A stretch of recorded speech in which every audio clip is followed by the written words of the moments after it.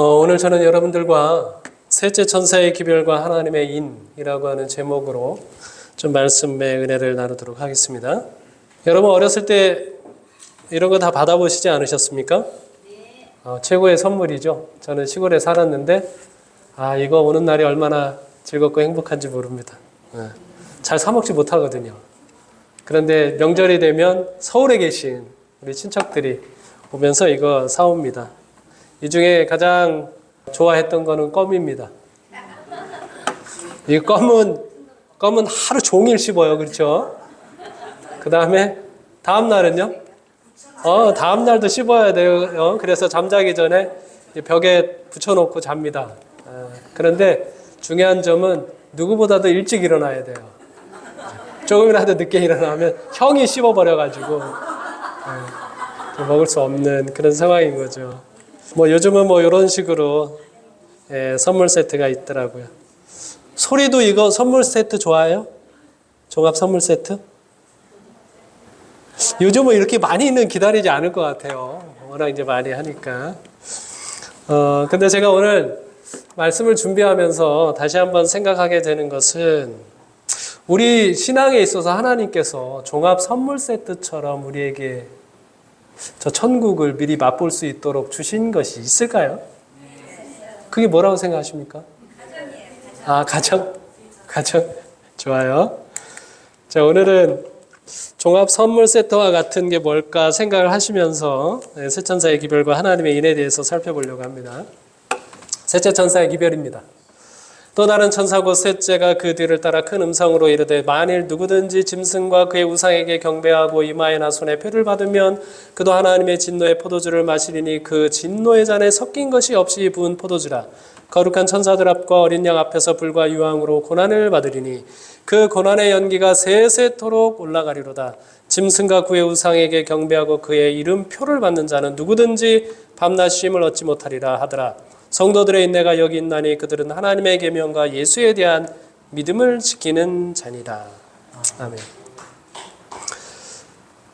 박수까지. 좋아요.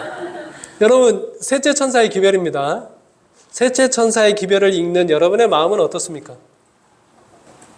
막 밝아요, 두려워요?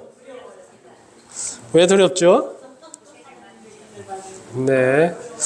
이 내용 자체로는 굉장히 두려운 그런 내용이 담겨져 있습니다. 자, 그런데 이 말씀은 우리가 후에 좀 더 살펴보도록 하겠습니다만 이 셋째 천사의 기별은 믿음으로 말미암는 의의 기별이다. 복음이다. 이렇게 말씀을 하고 있습니다. 여러분, 셋째 천사의 기별이 굉장히 중요한 기별입니다. 보시면 이 세 천사의 기별 가운데 이 셋째 천사의 기별은 첫째 천사의 기별과도 연결되어 있습니다. 경배라고 하는 주제를 함께 다루고 있죠. 둘째 천사의 기별과는요, 진노의 포도주라고 하는 주제를 함께 공유하고 있습니다. 이 세 천사의 기별이 전해진 다음에 하늘로서 또 다른 한 음성이 나죠. 지금 이후로 주 안에서 죽은 자들은 복이 있다라고 하는 그 음성과도 연결이 되어 있습니다. 쉼이라고 하는 주제입니다. 셋째 천사의 기별은 세 천사의 기별에 어디에 들어있어요? 딱 중심에 들어있어요. 모든 기별을 총괄하고 있는 매우 중요한 기별이라고 볼 수 있습니다. 근데 이 셋째 천사의 기별의 핵심은 뭐예요? 하나님의 계명과 예수 믿음을 지키는 자니라라고 되어 있습니다. 실제로 이 하나님의 계명과 예수 믿음이라고 하는 이 주제도 하나님의 계명은 첫째 천사의 기별에서 언급하고 있는 내용들과 아주 밀접하게 관련이 되어 있습니다. 그렇죠? 예수 믿음은 둘째와 셋째 천사의 기별 가운데서 다루고 있는 진노나 포도주나 고난이나 인내나 이런 모든 것들과 깊은 관련이 있습니다. 그래서 셋째 천사의 기별은 이 세 천사의 기별을 아주 통합하고 있는 핵심적인 기별이라고 볼 수 있습니다. 주요 쟁점이 있죠. 셋째 천사의 기별의 주요 쟁점은 뭐냐 하면 14만 4천인은 어린 양과 함께 서서 시온산에 서서 노래합니다. 자기들만이 부를 수 있는 경험의 노래를 부르고요. 우상을 경배한 자들, 짐승의 표를 받은 자들은 어린 양 앞에서 뭘 받아요? 고난을 받습니다.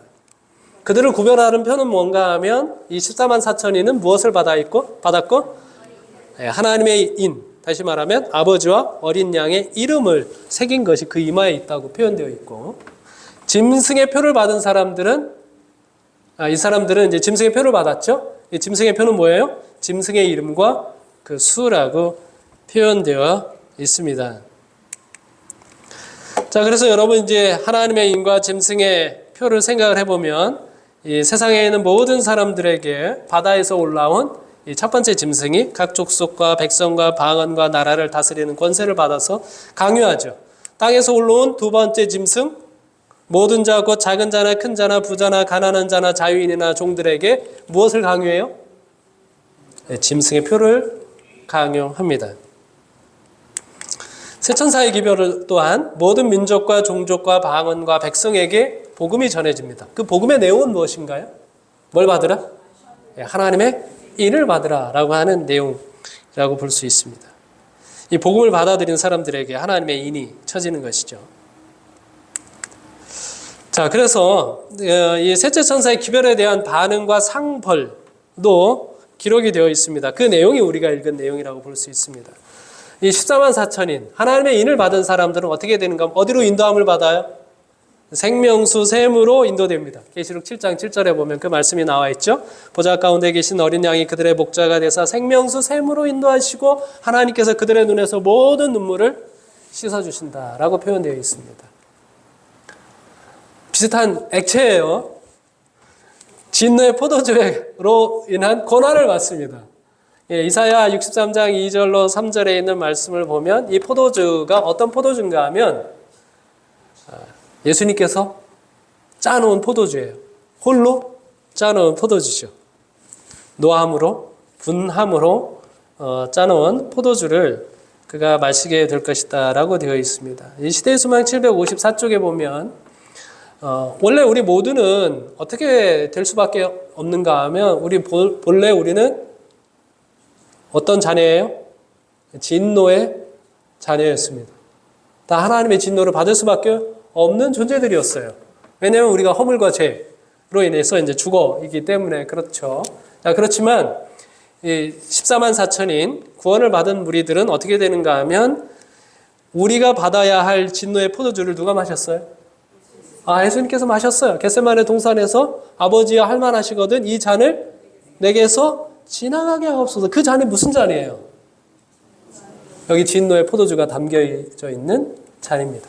근데 예수님께서 다 뭐 하셨어요? 그러나 나의 원대로 마옵시고 아버지의 뜻대로 되기를 원하나이다 라고 하면서 기도하셨죠. 우리가 마셔야 할 모든 진노의 잔을 예수님께서 마신 것입니다. 자, 그래서 이제 교증한 이권에도 예수님께서 마신 이 진노의 포도주가 무엇인지 이렇게 설명을 하고 있습니다. 죽어가는 구주가 겪었던 것과 같은 고통과 슬픔을 당했던 사람이 어디 있었던가? 아버지의 불쾌함을 느꼈기 때문에 그분의 잔은 더 썼다. 십자가 위에서 그리스도의 생명을 그렇게 빨리 끝나게 한 것은 육체적 고통이 아니었다. 그것은 세상의 죄의 무게였고 아버지의 진노에 대한 깨달음이었다.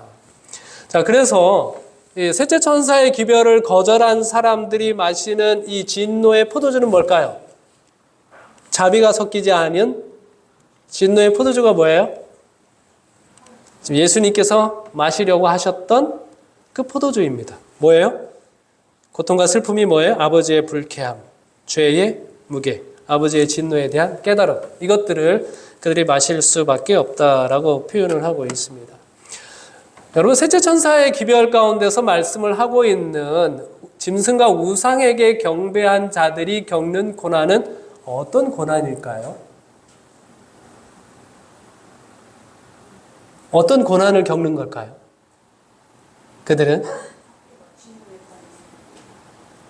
자, 우리 거기에 보면 뭐라고 표현되어 있는가 하면 셋째 천사의 기별에 보면 진노의 포도주를 마시리니 그 고난의 연기가 세세토록 올라가리로다. 왜요?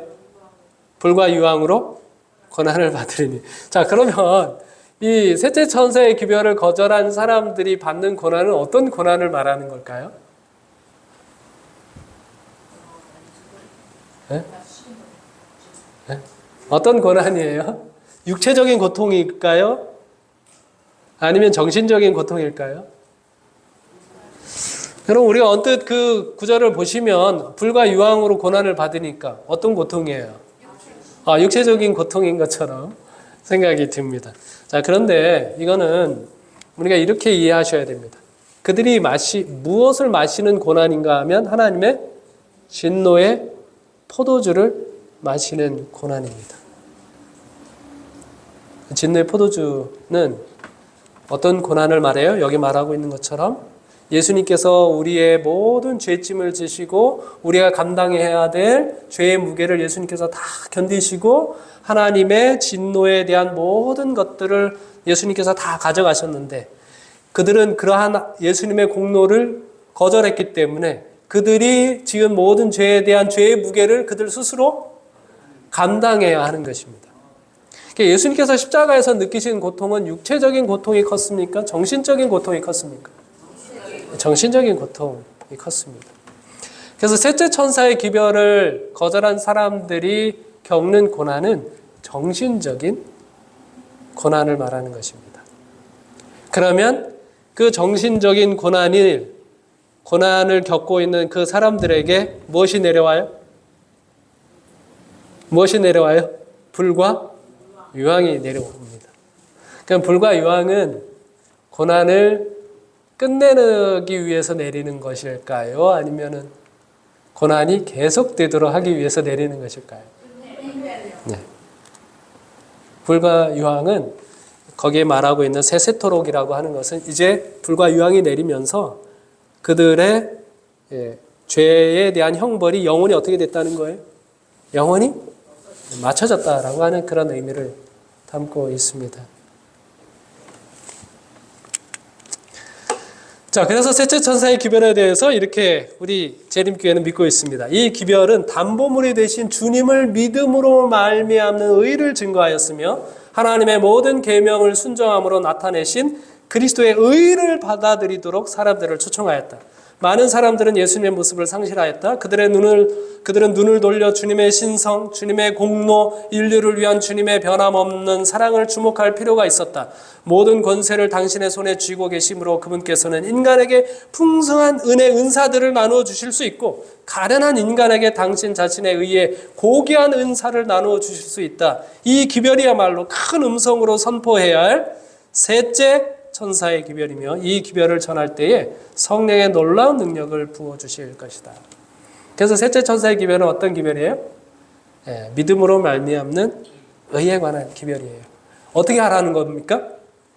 하나님의 모든 계명을 순종함으로 나타내신 그리스도의 뭐를 받아들여라? 그리스도의 의를 받아들여라 라고 말씀하고 있습니다. 우리가 어떻게 하나님의 계명과 예수 믿음을 지킬 수 있어요? 하나님의 모든 계명을 순종함으로 나타내신 그리스도의 의를 뭐함으로? 받아들임으로 우리가 하나님의 계명과 예수 믿음을 지켜낼 수 있는 것입니다. 이렇게 해야 된다고 강력하게 전하고 있는 기별이 셋째 천사의 기별입니다. 자, 그러면 이 셋째 천사의 기별과 하나님의 인, 안식일과 어떤 관련이 있는지 좀 살펴보도록 하겠습니다. 우리가 이제 많이 본 내용입니다. 이 도장에는 세 가지가 포함이 되어 있어요. 이거는 반기문 유엔 사무총장의 직위인을 본 겁니다. 저기 보면 반기문 이름이 있죠? 그 다음에 그의 직위 유엔 사무총장 Secretary of General 사무총장이 있고 그 다음에 그의 영역은 The United Nations 국제연합이라고 하는 그 세 가지가 포함되어 있는 것이 이제 인이 가지고 있는 특성입니다. 하나님의 계명이 그 특성을 모조리 가지고 있죠. 하나님의 이름, 하나님의 통치, 그분의 지위가 다 담겨져 있습니다. 네 번째 계명의 안식일 계명에. 근데 이 안식일 계명이 좀 특별한데요. 이거는 고대 근동에 있었던 하나의 점토판을 발견한 것인데, 자, 그 점토판에 보시면 도장이 어디 찍혀 있습니까? 네, 정중앙에 찍혀 있습니다. 이와 마찬가지로 하나님의 십계명, 이게 하나님의 십계명입니다. 첫 번째부터 10번째까지의 계명인데 안식일이 어디 있을까요? 이렇게 정중앙에 있습니다. 안식일 계명이.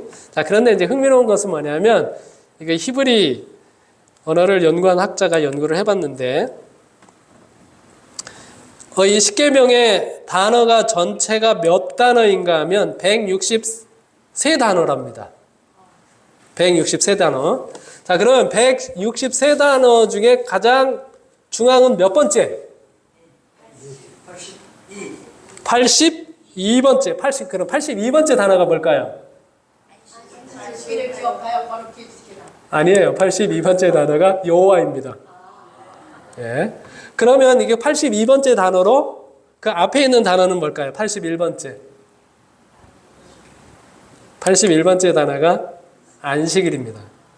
그 다음에 83번째 단어는 뭘까요? 하나님입니다. 너의 하나님 여호와의 안식일인즉. 이게 그 십계명 전체의 정중앙에 딱 박혀 있어요. 그러니까 이것도 상당히 하나님의 인으로서의 의미를 가지고 있는 것이죠.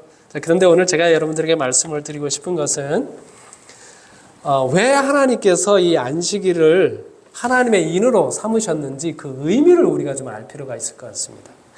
여기 먼저 이 하나님의 인을 받은 사람들에 대한 소개가 나오는데요. 14만 4천인. 여러분 14만 4천인은 어떤 사람들일까요? 하나님 인 받은 사람들인데 어떤 사람들이에요? 어떤 사람들에게 인을 줄까요? 자, 여기 보시면 자, 이 사람들은 어쨌든 어린 양의 이름과 그 아버지의 이름을 쓴 것, 새긴 것이 그 이마에 있다고 되어 있고요. 그들은 하나님의 종들이라고 표현되어 있는데 이 사람들은 어떤 사람인가? 이 14만 4천이라고 하는 숫자 자체가 성경에 보면 흥미롭습니다. 여기 나와 있는 것처럼 12 곱하기 12 곱하기 1000이라고 하는 숫자로 되어 있는데요. 이 14만 4천과 관련되어 있는 부분은 이제 전쟁을 합니다. 모세가 미디안과 이 전쟁을 할 때 12지파에서 1000명씩을 뽑은 12,000명을 보냈습니다. 성소에 기구하고. 그래서 완전한 승리를 거뒀어요. 그 얘기가 민수기 31장에 기록이 되어 있습니다. 12,000명의 군대. 그 다음에 구약에 있는 이스라엘 나라는 12지파로 되어 있고요. 신약에 있는 교회는 12제자로 시작이 되는 것을 볼 수 있습니다. 그 다음에 이제 제사장들의 사역은 무엇인가 하면 24반열로 되어 있습니다. 사람이 많다 보니까 12달로 하지 않고 그 12달을 두 주씩 나눠가지고 15일씩 나눠가지고 24반열을 만들었죠. 그래서 이제 24,000명이 있었고 제사장은 24반열이 있고 찬송하는 자도 12명씩 24그룹 288명으로 구성을 했습니다. 12천이라고 하는 숫자가 제사장과 관련되어 있고 나라와 교회와 관련되어 있다는 말씀을 드리는 겁니다. 그 다음에 이제 다윗이 이스라엘 나라를 이제 정비할 때도 관원들은 왕을 보좌하는 그 관원들을 구성할 때 24,000명씩 12반열을 구성을 했습니다. 자, 그래서 성경에 12, 12, 1000이라고 하는 숫자는 뭐가 관련이 있어요? 나라와 제사장과 왕 노릇하는 것과 관련이 있습니다. 자, 그런데 여러분 출애굽기 19장에 보면 이스라엘 백성들이 하나님과 언약을 맺을 때 하나님께서는 이스라엘 백성들을 어떤 사람 만들고 싶어서 언약을 만들었을까요? 제사장, 나라와 백성을 삼기 위해서 하나님께서 이스라엘 백성들과 언약을 맺으셨습니다. 여러분 하나님께서 우리와 언약을 맺잖아요. 왜 언약을 맺어요? 우리를 제사장 되게 하고 그분의 백성이 되게 하고 그분의 통치를 받는 나라가 되게 하는 목적이 있다라고 하는 것입니다. 여러분 그래서 계시록 5장 9절로 10절에도 보면 예수님께서 하나님께 우리를 어떻게 하셨는가 하면 당신의 보혈을 흘려주셔가지고 그 피로 우리를 사서 하나님께 뭐로 드려요?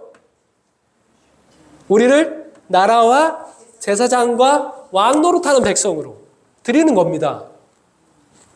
베드로전서 2장 9절에도 보면 우리가 복음을 전해서 구원 얻는 사람들을 하나님께서 왕 같은 제사장들이요 거룩한 나라요 그의 소유가 된 백성이니라고 되어 있습니다.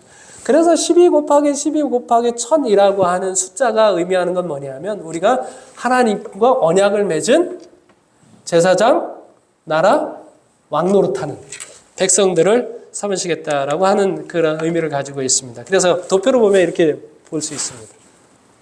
나라와 제사장과 왕 노릇하는 이 세 가지 특성을 모두 다 가지고 있는 사람들이 누구예요? 14만 4천이라고 하는 사람들입니다. 자, 그 다음에 이제 하나님의 인에 대해서 한번 볼게요. 구약에 하나님의 인은 두 가지 종류가 있었습니다. 그렇죠? 하나는 할례였어요. 할례는 어디에 있어요? 살에 있었습니다. 근데 그 신약에 와서 이 할례는 뭐로 변경되었습니까? 침례로 변경됐어요. 2주 전에 우리 김종우 성도님이 침례를 받으셨습니다. 이 침례는 하나님과 언약을 맺은 그런 표라고 하는 것이죠. 그 다음에 또 하나의 표는 뭐였어요? 두 번째 표는 안식일입니다. 이 안식일은 돌판에 있었습니다. 이 돌판에 있었던 이 안식일 언약이 히브리서 8장 10절로 가보면 돌판에서 어디로 가요? 마음으로 더 견고하여집니다.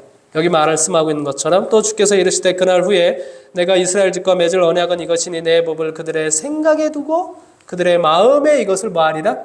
기록하리라.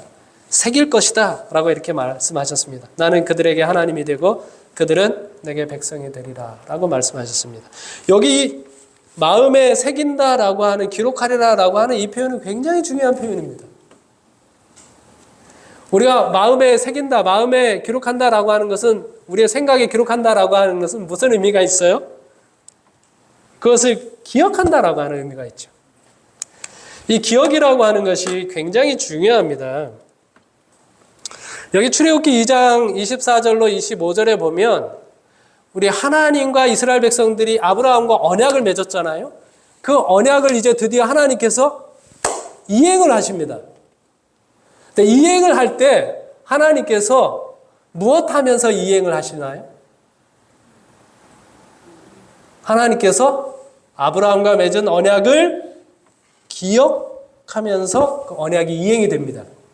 역대상 16장 15절로 17절에도 보면 그런 동시에 백성들로 하여금 무엇 하도록 이야기하고 있는가 하면 우리가 하나님과 언약을 맺었다. 그 하나님과 우리가 맺은 언약이 이제 이행이 되어야 되는데 그 이행이 되려면 우리도 뭐 해야 돼요? 기억해야 한다는 것입니다. 기억해야 하나님과 우리가 맺은 언약이 이행이 됩니다. 근데 안식일은 어떤 말씀으로 되어 있어요? 기억하라고 되어 있습니다. 안식일 계명은 어떤 역할을 하는가 하면 하나님과 우리가 맺은 언약을 쌍방이 뭐 하도록? 이행하도록 하는 그런 역할을 하고 있다고 하는 것을 볼 수 있습니다. 자, 그 다음에 이제 이 계시록 14만 4천인과 이사야 56장에 보면, 이 계시록 10에 나와 있는 이 14만 4천인에 대한 묘사는 그냥 갑자기 등장하는 게 아닙니다. 요한이 그 14만 4천인에 대한 묘사를 할 때 구약에 먼저 그림이 있었어요. 구약에 있는 먼저 된 그 그림을 보고 신약에 그 그림을 다시 그리고 있는 거거든요. 보면 이사야 56장 1절로 7절에 보면 내용이 비슷하지 않습니까? 거기에 언약을 맺은 백성들에 관한 이야기가 나옵니다. 그 이방인들과 하나님께서 언약을 맺는 내용이 나와요. 그리고 내 집을 만민의 기도하는 집으로 삼겠다라고 하는 하나님의 마음, 결심도 거기에 표현이 되고 있거든요. 많은 사람들을 꺼내서. 그런데 이사야 56장에 보면 그 백성들과 언약을 맺는 과정을 이렇게 설명을 하고 있습니다. 여호와와 연합하고 여호와의 이름을 사랑하고 내가 그에게 이름을 주고 그들이 종이 되고 더럽히지 아니하고 나의 성산으로 인도하여 그렇게 할 것이다 라고 되어 있습니다. 계시록 14장도 비슷하게 설명이 되어 있죠. 자, 근데 이 둘이 다른 부분이 있는데 무엇인가 하면 계시록 14장에는 그 사람들이 뭘 받았다? 하나님의 인을 받았다라고 되어 있고 이사야 56장에는 그들이 안식일을 지키는 사람들이다라고 표현되어 있습니다. 자, 그 다음에 이 어린 양과 14만 4천은 어린 양과 아버지의 이름을 쓴 것이 있다라고 기록이 되어 있습니다. 그 쓴 것과 안식일이 어떤 의미가 있나 한번 살펴보도록 할게요. 성경에서 이름을 안다, 이름이 기록되어 있다라고 하는 것은 뭐라고 표현되고 있는가 하면 단순히 그 사람의 이름만 아는 게 아니라 그 사람의 인격을 아는 겁니다. 그 사람 자체를 아는 것이죠. 시편 79편 6절에도 요한복음 17장 25절 26절에도 그렇게 표현되어 있습니다. 예수님이 아버지를 알았어요. 예수님이 아버지를 알았는데 우리에게도 그 하나님 아버지를 알게 해주고 싶어요. 그럴 때 뭐라고 표현하고 있어요? 여기 26절에 보면 내가 아버지의 이름을 그들에게 알게 하였고 라고 표현되어 있습니다. 그냥 이름만 아는 게 아닙니다. 그분의 인격을 아는 것이죠. 자, 그래서 제가 이제 성경에서 이름이 나와 있는 구절들을 한번 다 찾아보고 정리를 해봤습니다. 정리를 해보니까 8가지로 정리할 수 있었습니다. 창조주 되시고 우리에게 구원을 주시고 용서해 주시고 언약을 맺으시고 우리를 거룩한 백성이 되게 하고 쉼과 치유를 주시고 믿음과 신뢰를 갖게 하고 소망을 갖게 하고 사랑하게 하고 예배하게 한다. 이게 하나님의 이름을 알잖아요. 이 고백이 거기에 다 포함이 된다라고 우리가 이해하는 것이 맞습니다. 우리가 하나님의 이름을 알잖아요. 그분이 우리의 창조주 되심을 아는 겁니다. 우리가 하나님의 이름을 알잖아요. 그분이 우리를 구원하신다고 하는 사실을 알고 경험하는 거예요. 우리를 용서하신다고 하는 사실을 알고 경험하는 것입니다. 우리가 하나님의 이름을 알잖아요. 우리가 그분의 거룩한 백성이 되었고 그분과 언약을 맺었다는 겁니다. 한번 하나씩 좀 살펴보도록 할게요. 실제로 여기 보면 하나님께서 창조하신 다음에 우리에게 이름을 줬어요. 그렇죠? 안식일은 하나님이 우리의 창조주라고 하는 사실을 알려주고 있습니다. 구원하신 다음에 주의 이름으로 우리를 구원하셨어요. 이름은 구원입니다. 안식일은 하나님의 구원을 기억하는 것입니다. 그분의 이름으로 우리를 거룩하게 하셨어요. 언약을 맺으시고 안식일은 우리를 거룩하게 하는 그런 날입니다. 그 다음에 병자를 고칠 때 무엇으로 고쳤어요? 그분의 이름으로 고쳤어요. 나사렛 예수 그리스도의 이름으로 명하노니 일어나 걸어라. 그분의 이름이 고쳤습니다. 마찬가지로 안식일은 뭐하네요? 이 안식일은 하나님께서 우리를 고치시고 쉼을 주시고 치유해 주신다라고 하는 것을 기억하도록 하고 있습니다. 그 다음에 우리가 주의 이름을 안다고 하는 것은 그분을 뭐 하는 거예요? 의지하는 거예요. 안식일은 뭐예요? 안식일에 우리가 계속해서 훈련하는 것은 그분을 의지하는 훈련을 하도록 하고 있습니다. 그 다음에 주의 이름을 사람들이 소망한다고 되어 있습니다. 뭘 바라요? 주의 이름을 바라요. 안식일은 뭐예요? 우리로 하여금 우리가 이 땅에서 제7일 안식일을 지킴으로 말미암아 저 안식에 들어가기를 힘쓰게 되는 소망을 새롭게 하는 그런 의미가 담겨져 있습니다. 그 다음에 안식일은 우리가 그분의 이름을 안다고 하는 것은 그분을 사랑한다는 것입니다. 그분이 우리를 사랑한다는 것입니다. 마찬가지로 우리가 안식일은 무엇을 위하여 하나님께서 주셨어요? 우리가 서로 사랑하는 것입니다. 안식일에 선을 행하는 것과 악을 행하는 것, 생명을 구하는 것과 죽이는 것, 어느 것이 옳아요? 안식일에 친절한 것과 승질내는 것, 어느 것이 옳아요? 안식일은 그런 날을 위해서 그것을 위하여 우리에게 주어졌다라고 말씀하고 있는 겁니다. 안식일은 예배하는 날이죠. 하나님의 이름을 부른다고 하는 것은 예배한다고 하는 의미가 담겨져 있습니다. 그래서 성경에서 말하고 있는 이름에 관한 것을 쭉 정리를 해보면, 자, 14만 4천은 여기 이마에다가 뭘 쓴다고요? 아버지의 이름과 어린 양의 이름을 쓴다고요. 그들은 누구보다도 아버지를 잘 아는 사람들입니다. 누구보다도 어린 양에 대해서 잘 아는 사람들이에요. 근데 우리가 어떻게 아버지와 그분 어린 양을 우리가 알 수 있을까요? 어떻게 알 수 있어요? 안식일을 통해서 알게 하셨다는 겁니다. 안식일을 통해서 우리가 안식일을 정말 잘 지키고 있다고 하면 그 누구보다도 하나님과 어린 양에 대해서 깊이 알 수 있다라고 말씀하고 있는 겁니다. 그래서 부자 선지자 336쪽에 보면 안식일은 그분의 존재에 대한 계속적인 증거이며 존재, 그분의 위대하심에 대한 상기시켜주는 방편이고 그분의 지혜, 그분의 사랑을 상기시켜주는 방편이다. 안식일이 항상 신성하게 준수되어 왔었더라면 무신론자나 우상숭배자가 결코 생겨날 수 없었을 것이다. 말씀하고 있는 것입니다. 하나님께서 우리에게 안식일을 주신 것이 얼마나 감사합니까? 에스겔서 28장 12절에도 보면 도장이라고 하는 것은 뭐라고 표현되어 있는가 하면 완전한 것의 모델이다. 완전함의 본보기다 라고 표현되어 있습니다. 우리가 딱 인이 찍혔다라고 하는 것은 우리가 하나님의 딱 뭐라는 거예요? 하나님의 모델이라는 겁니다. 하나님의 본보기라는 겁니다. 그러니까 우리가 안식일을 지키면 하나님의 인을 받나요? 그 얘기는 뭐예요? 내가 우리 이봉영 집사님을 보면 이봉영 집사님을 보면 하나님이 딱 저런 분 같아. 이렇게 된다는 겁니다. 제가 엊그저께 이제 각시대 대쟁투를 읽다 보니까 강신술이 왜 위험한지 아십니까? 강신술이 왜 위험할까요?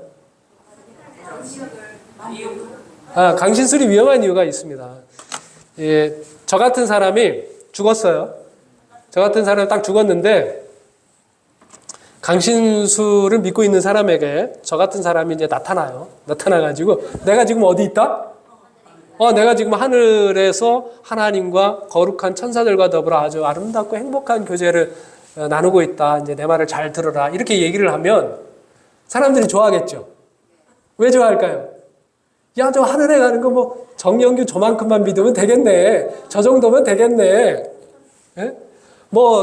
저 친구 하나님의 계명을 그렇게 열심히 지키는 것 같지는 않은데 승질도 많이 내고는 것 같고 삐지는 일도 많은 것 같고 그런데 저 정도면 하늘에 막 가네. 이것 때문에 이 강신술이 위험하다는 겁니다. 우리로 하여금 하나님의 계명을 그렇게까지 열심히 지키지 않아도 되는구나 이런 생각을 일으키기 때문에 그렇다는 거예요. 그래서 안식일은 어떤 시간인가 하면 그리스도의 품성을 닮아가는 시간입니다. 여기 마지막 날의 사건들에도 보면 살아계신 하나님은 누구에게 쳐져요? 품성의 그리스도의 모습을 지니고 있는 자들에게. 이 세상에서 그들의 마음은 하나님께 성별되었다. 그들은 마음과 뜻을 다하여 하나님을 섬겼으므로 이제 하나님께서는 그 이마에 당신의 이름을 두실 수 있으시다 말씀하고 있는 겁니다. 그러니까 우리가 안식일이 되면 뭘 생각을 해야 돼요? 내가 오늘 또 안식일에 교회를 나왔구나. 이게 그 생각을 넘어서서 내가 오늘은 누구의 마음을 담는 날이지? 그리스도의 마음을 담는 날이지 라고 하는 생각으로 안식일을 보내셔야 합니다. 안식일의 복에 대해서 이렇게 설명을 하고 있더라고요. 여기에 나와 있는 이 복은 창세기 2장 3절에 나와 있는 복은 뭐냐면요. 유익한 능력을 부여하는 겁니다. 장수, 축복 이런 것들을 그냥 줄 뿐만 아니라 거기에 능력을 주는 거예요. 근데 이사야 56장 2절에 보면 안식일 지키는 사람들에게 복을 주시겠다라고 말씀하셨는데 저 복은 어떤 복인가 하면 더 없는 행복입니다. 신들이 누리는 이것을 예수님께서는 마카리오스라고 하는 말로 신약에 와서 마태복음에서 팔복을 얘기하시면서 신들이 누리는 행복을 누리는 사람들이다라고 설명을 하고 있습니다. 그러니까 안식일에는 어떤 복도 있는가 하면 하나님이 누리는 복도 누릴 뿐만 아니라 그 복을 누릴 수 있도록 하나님께서 무엇도 주신다는 거예요? 능력도 주신다라고 하는 의미가 담겨져 있습니다. 그래서 교회 증언 3권에 보면 우리의 진정한 위험은 우리가 우리 자신을 가장 높게 평가할 때 유지되는 것이 아니라 하나님께서 우리의 모든 생각에 내재하시고 우리의 마음이 우리의 구속주와 동료 인간에 대한 사랑으로 불타오를 때 유지되는 것이다. 품성의 단순함과 마음의 겸비는 행복을 가져온다. 우리에게 거룩함을 가져다 주는 것은 우리 자신을 더욱 적게 생각하고 다른 사람들을 보다 행복하게 해주는 법을 배우는 것이다. 안식일에 이걸 배운 사람들에게 그 이마에 하나님께서 저 친구의 이마에는 내 이름을 둬도 되겠다. 이렇게 생각을 해서 인을 주신다라고 말씀하고 있는 겁니다. 한 청년이 자전거를 막 고치고 있었어요. 그랬더니 한 아이가 와가지고 그것을 물끄러미 쳐다보고 있는 겁니다. 너도 이 자전거 갖고 싶니? 이렇게 물었어요. 그랬더니 예, 가지고 싶어요. 왜 가지고 싶니? 이렇게 물었습니다. 너도 이 자전거를 타고 싶구나. 나는 우리 형이 있는데 형이 잘 걷지 못해서 이 자전거를 수리해서 형에게 주려고 하는 거야 라고 이렇게 이야기를 했습니다. 그랬더니 그 이야기를 듣고 있었던 이 조그마한 아이가 저도 이 자전거를 가지고 싶어요. 왜 갖고 싶다고 했을까요? 왜 가지고 싶다고 그랬을까요? 자기가 막 타고 싶어서? 아니요. 나에게 동생이 하나 있는데 그 동생이 잘 걷지를 못해요. 이 자전거를 그 동생에게 주면 이 아이가 어디든지 갈 수 있지 않아요? 라고 이야기를 하고 있는 겁니다. 여러분, 이 아이에게서 우리에게 배울 점이 있지 않습니까? 안식일은 뭐 하는 날이에요? 다른 사람을 행복하게 해주는 날입니다. 하나님께서 우리에게 왜 이런 선물을 주셨어요? 안식일의 선물? 이걸 통해서 하나님의 마음을 진정으로 배우고 그 마음으로 다른 사람을 행복하게 해주는 삶을 살도록 하기 위해서 주신 것입니다. 이 행복을 여러분들 마음껏 이 안식일마다 누리시기를 바라고 이 안식일마다 여러분들이 하나님을 닮아가는 그런 복된 날이 되기를 바라면서 말씀을 마치겠습니다.